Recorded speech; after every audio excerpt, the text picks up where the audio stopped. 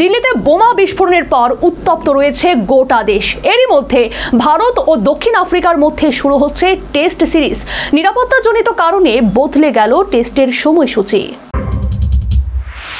2019-20 মরশুমে ভারতের মাটিতে শেষবার টেস্ট সিরিজ অনুষ্ঠিত হয়েছিল ভারত ও দক্ষিণ আফ্রিকার মধ্যে।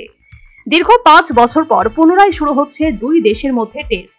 দুই টেস্টের সিরিজ শুরু হবে 14 নভেম্বর থেকে। দীর্ঘ 6 বছর পর কলকাতার ইডেন গার্ডেন্সে অনুষ্ঠিত হচ্ছে আন্তর্জাতিক টেস্ট ম্যাচ।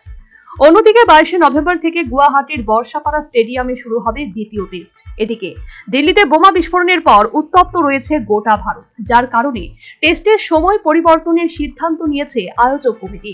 ভারতীয় সময় অনুযায়ী প্রতিটি ম্যাচ শুরু হবার কথা ছিল সকাল 9:30 তার আধ ঘন্টা আগে, অর্থাৎ সকাল 9টায় হওয়ার কথা ছিল toss.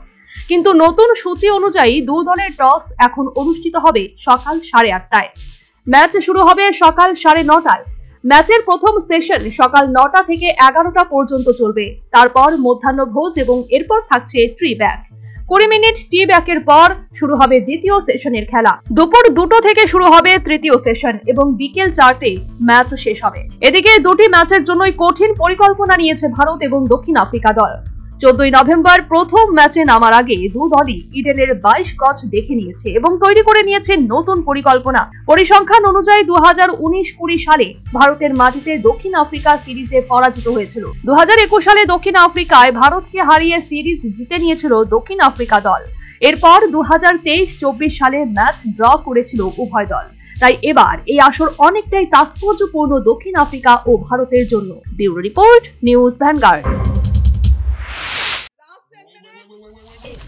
The whole square equals a square, b square, 2ab times up. 5 more minutes there.